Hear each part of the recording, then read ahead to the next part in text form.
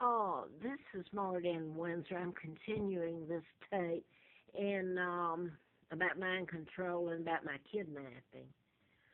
Um, you're just gonna show me here for a minute. I'm in bad health, but this is me. What there is left on me. So over the next few years, I was shocked. It was like diagnosis murder. It was the wrong diagnosis, deliberately done so they could follow through. Hyman Miller knew exactly who I am. I didn't at the time. So they shocked me. They fixed it so my life, you could follow up with it. Because who's going to, I didn't even know. And knowing what I know now, I couldn't have gotten an attorney or a senator because you had old John Spartman in on the senator, U.S. senator from Alabama, in on the whole thing.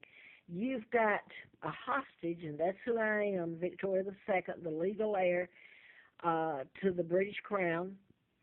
You got a hostage that it's not just money; it's treaties. It's bringing von Braun.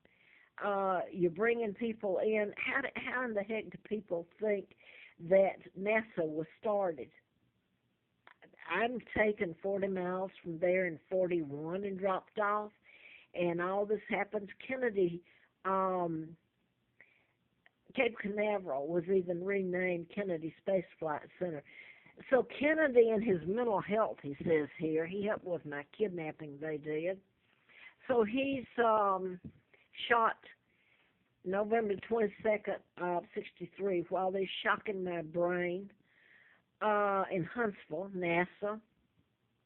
John Kennedy just followed through with everything, and so was his brother, Robert Kennedy, who was going to be named Attorney General. Oh, wow, they had it all wrapped up.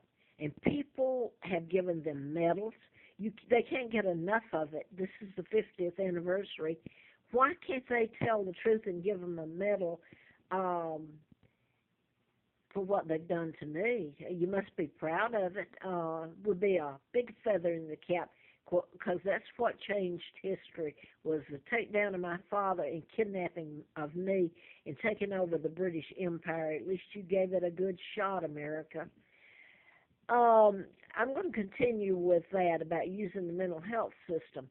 I hope the world has to see what these people did to me there, because they gave me psychotic drugs for a non-existent illness. They shocked me. What this does to my family relationships, but then I found out my husband, I'm not sure if he was good or, well, he wasn't good to me. But I look at it and it's like Hansel and Gretel. He knew the things that were going to happen. So was he a double agent? What? So I'm going to stop there, and I'm going to bring in Victor Gonzalez. He was at Parkland when John Kennedy was brought in there. He was interning. He shows up, I guess, the next year almost, the next 2 years, at Redstone Arsenal in Huntsville as the Army doctor there, child psychiatrist. And then he precedes me to Atlanta a couple of years later after he's there in about 67. My husband goes over there working for Lockheed, Marietta, so we move over there, and he takes me to this SOB, and I hope you know why I call him SOB. If you can do this to me, at least give me the right to try to call them a name which can't even touch who they are. My husband took me to him, the Lenox Twin Towers in Atlanta. We were living in Marietta, Smyrna, and for 7 years, that sick, depraved person tortured me and my sons. And I didn't know anything about mind control then. It was later. I worked for doctors. But I did the book later, and there was a seal put on, there's a 99-year seal put on my father's supposed abdication and my birth. Now then there's a seal on a lawsuit against Gonzalez.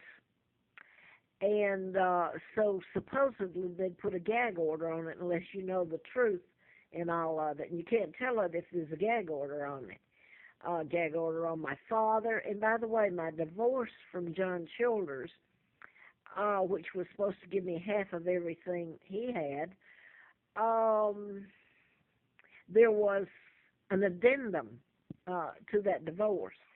Uh, as I later find out, there was an addendum to my father's so-called abdication, which was legal. My father allowed an interim government was there, and his brother was put in charge of it. And that's it. My father was coming back. He didn't leave the way people try to tell it.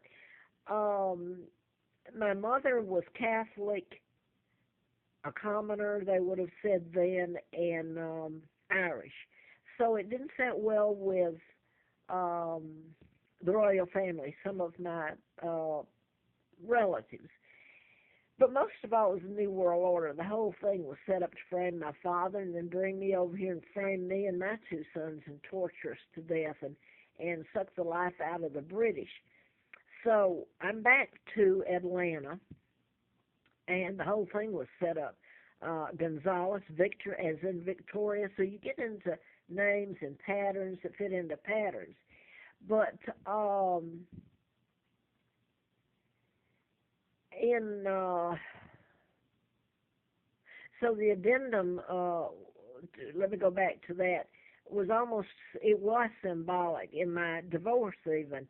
It was an addendum to it, an attachment, legal attachment, and that was put in my father's, supposedly it was a forced abdication, illegal, but this was, I know this is legal, that the attachment to it, my father's supposed abdication, that if he had an heir born, that the heir would inherit, that would be legal and inherit.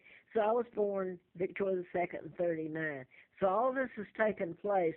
You would think somewhere along the line somebody would have thought, hey, why do you put a 99-year seal on this? And this was an imposter of all things that married Wallace Simpson, not my father. In other words, took over his identity when my father was married to Claudia Ruth O'Keefe. Georgia O'Keefe was famous.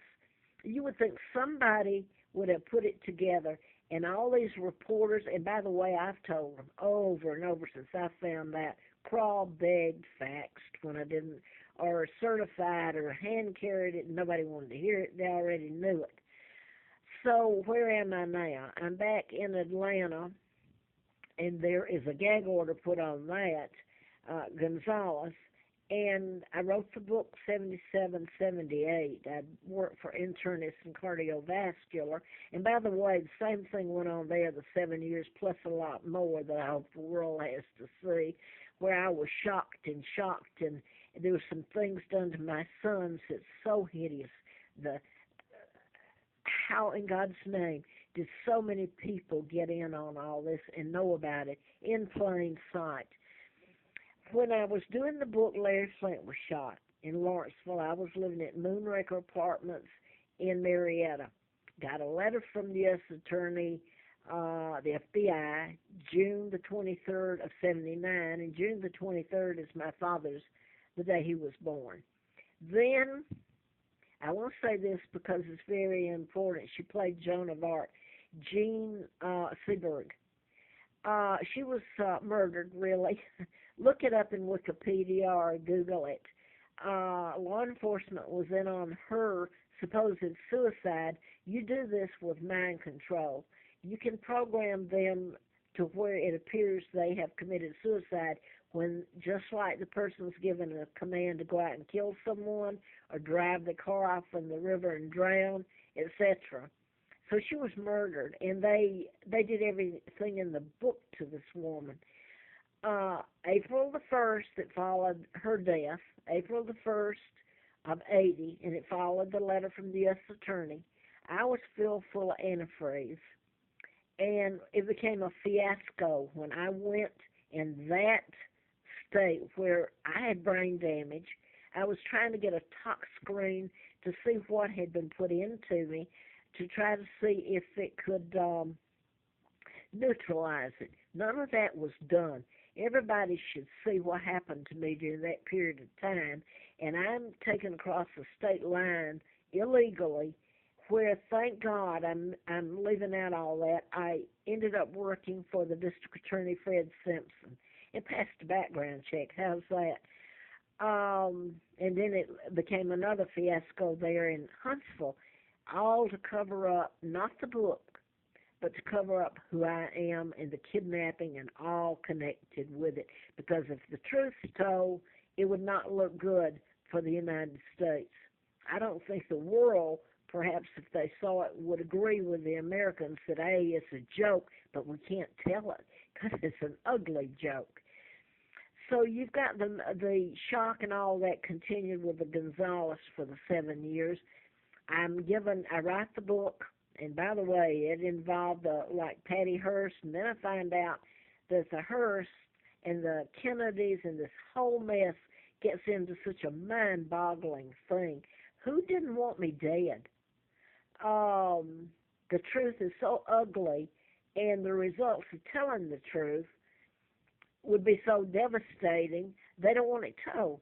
And yet, on the other hand, they say this is land of the free and home of the brave, and you go out and tell the truth. Freedom of speech, civil rights, mind control takes away any right you ever thought you had.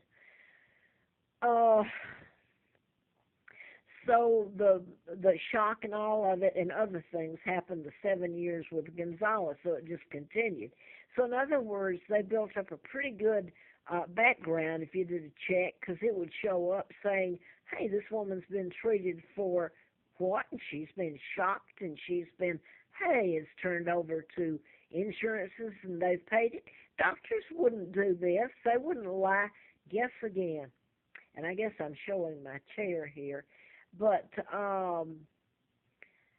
then, after being filled full of antifreeze, I'm worked for the district attorney, Doyle Duke, who was CIA, and so you get the input of CIA. But I wanted to say, and I'm going to stop on this. Well, maybe not. I don't know how many I'd have to upload, and I don't know if anybody's even listening to it.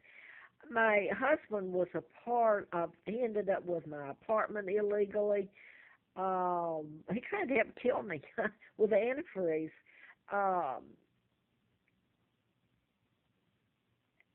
So I found out later he was in on trying to help kill me April 1st of 80. So I found out later, I'm in Huntsville. He's gotten rid of me. I didn't quite die, but just as good. So I don't know if he's working as a double agent or what, but he married a woman right after he got my apartment. My children did not know what had been done, and as far as I know, they still don't, because I don't know where my children are, and nobody will touch it. So he married a woman right after April the 1st of 80. Now, I will say this, the tox screen that I originally went to April 1st of 80 and ended up being bounced from, if you call this hospitals, I'd like for you to see what happened in them. One to the other where nothing was done. Everything was illegally. Across the state line to another one. I finally get out past a background check by Sheriff Patterson as a requirement to go work for the district attorney, Fred Simpson, in Huntsville, Madison County, Alabama. So the mental health has been used throughout it to lock me up, feed me psychotic drugs, shock my brain, and thank God I didn't know I was Victoria II, because, hey, you start telling someone you're the Queen of England, well, obviously you're crazy. There's Elizabeth sitting over there, and look at this background on you, lady. So this is how I was set up and framed. And when I started telling about the mind control, trying to live, trying to ensure that my children weren't going to be killed, and I thought it was the book then. And I'm going to have to do another one, and then that's going to be it. I